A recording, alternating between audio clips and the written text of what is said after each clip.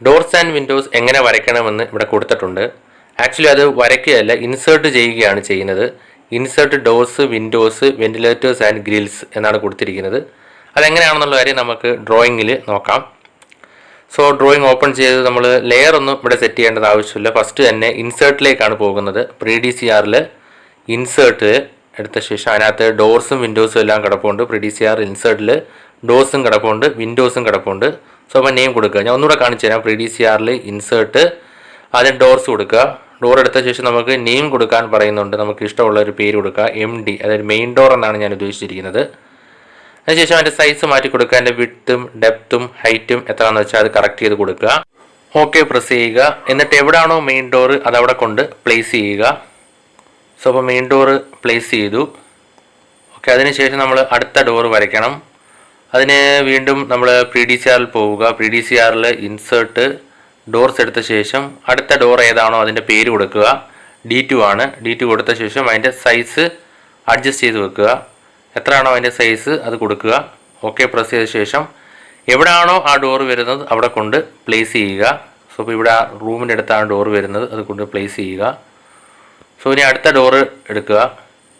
അത് പ്രീ DCRൽ ഇൻസേർട്ടിൽ പോയി കഴിഞ്ഞാൽ വീണ്ടും നമ്മൾ ഡോർ എടുക്കാൻ കഴിയും. ഇപ്പോൾ എടുത്ത കണക്ക് തന്നെ വീണ്ടും പ്രീ DCRൽ ഇൻസേർട്ടിൽ പോയി ഡോർ എടുക്കുക. അത് ഡോറിൻ്റെ പേര് കൊടുക്കുക. ആക്ച്വലി 1-2 സൈസ് ആണെന്നുണ്ടെങ്കിൽ 1-2 തവണ നമുക്ക് പേര് കൊടുത്തിട്ട് എല്ലാം സെലക്ട് ചെയ്യാം. ഇപ്പോൾ എനിക്ക് ഏകദേശം 6 ടൈപ്പ് ഡോർ ഉണ്ടായതുകൊണ്ടാണ് ഇത്രയധികം ടൈം നമുക്ക് സെലക്ട് ചെയ്യേണ്ടി വരുന്നത്.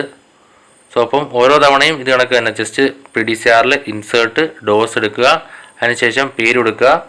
ഇതുപോലെ തന്നെ എവിടെയൊക്കെയാണോ ആ ഡോർസ് വരുന്നത് അവിടെ എല്ലാം സെലക്ട് ചെയ്ത് കൊടുക്കുക. അങ്ങനെയാണ് നമ്മൾ ഡോർസ് അങ്ങനെ കൊടുത്തുകൊണ്ടിരിക്കുന്നത്. ഈ ഗ്രൗണ്ട് ഫ്ലോറിലും ഫസ്റ്റ് ഫ്ലോറിലും എവിടെയൊക്കെ ഡോർ ഉണ്ടോ സെയിം പ്രൊസീജിയർ റിപ്പീറ്റ് ചെയ്ത് നമ്മൾ ഡോർസ് എല്ലാം കൊടുക്കുക. ഡോർസ് വരച്ചു കഴിഞ്ഞാൽ എന്താണ് ചെയ്യേണ്ടത് നമുക്ക് PPTയിൽ നോക്കാം. സോ ഡോർസ് അങ്ങനെ ഫിനിഷായി. ഇനി അടുത്തത് പറയുന്നത് ഇൻസേർട്ട് ഡോർസ് ആൻഡ് വിൻഡോസിനെ കുറിച്ചാണ്. സോ അപ്പോൾ നമുക്ക് ഡോർസ് ഇൻസേർട്ട് ചെയ്തതുപോലെ വിൻഡോസും ഇൻസേർട്ട് ചെയ്യാം. പ്രീ DCR ഇൻസേർട്ട് വിൻഡോസ് എന്ന് കൊടുത്തിട്ടുണ്ട്. സോ അപ്പോൾ നമ്മൾ വിൻഡോസിൻ്റെ നെയിം എന്താണ് വിൻഡോസിൻ്റെ നെയിം അത് കൊടുക്കുക. ഇപ്പോൾ ഞാൻ W2 എന്നാണ് ആദ്യം കൊടുത്തത്. ഇപ്പോൾ W2ൻ്റെ സൈസ് എത്രയാണോ അത് കൊടുക്കുക. ഈ സൈസ് എല്ലാം നമ്മളാണ് ഡിസൈഡ് ചെയ്യുന്നത്. നമ്മളെ കസ്റ്റമർക്കോ അല്ലെങ്കിൽ നമ്മൾ എഞ്ചിനീയേഴ്സിൻ്റെയോ ഇഷ്ടത്തെ അനുസരിച്ച് നമ്മളെ ആവശ്യത്തിനനുസരിച്ച് എന്താണോ വിൻഡോസിൻ്റെ സൈസ് അതനുസരിച്ച് കൊടുക്കാം.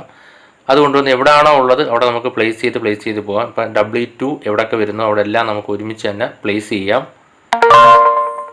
സോ അപ്പം W2 എവിടെയൊക്കെ ഉണ്ടോ അവിടെ അതേ കണക്ക് നമുക്ക് പ്ലേസ് ചെയ്ത് പോകാം. ഓക്കെ, ഫസ്റ്റ് അത് കിച്ചൺ വിൻഡോ ആയിട്ടാണ് അവിടെ പ്ലേസ് ചെയ്യാത്തത്. അത് KW2ഉം KW3ഉം ആണ്. അപ്പോൾ അത് നമ്മൾ ആദ്യം തന്നെ ഏതൊക്കെ വിൻഡോ ആണെന്ന് നമുക്ക് അതിൻ്റെ സൈസ് ഒന്ന് എഴുതി വെച്ചേക്കുന്നത് വളരെ നല്ലതാണ്.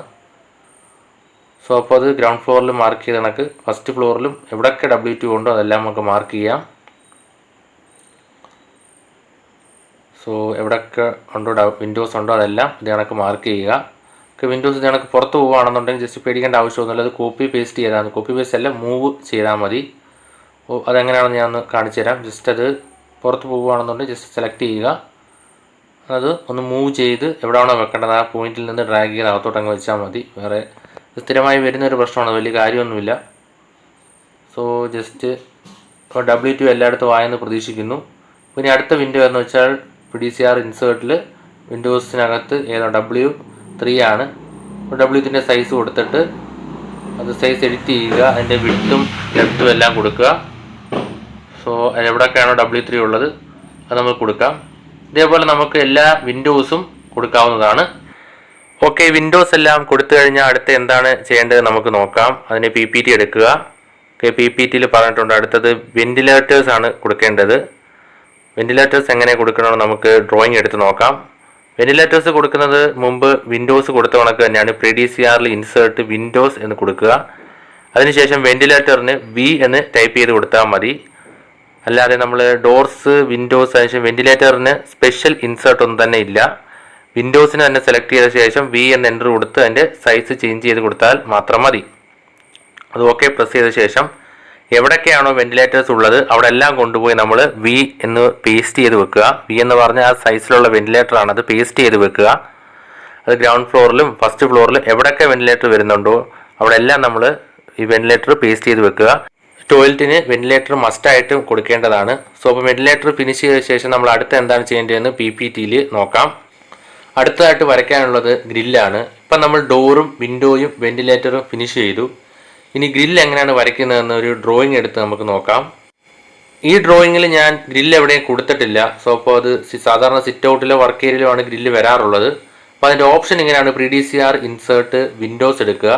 നേരത്തെ വെന്റിലേറ്ററിന് വി കൊടുത്ത കണക്ക് ഇവിടെ ഗ്രില്ലിന് ജിയോ ഗ്രില്ലെന്നോ കൊടുത്തിട്ട് എവിടെയാണോ ഗ്രില്ല് വരുന്നത് ആ പോർഷനിൽ നമ്മൾ ആ വിൻഡോയും ഡോറും ഒക്കെ പ്ലേസ് ചെയ്ത കണക്ക് കൊണ്ടുപോയി പ്ലേസ് ചെയ്താൽ മാത്രം മതി.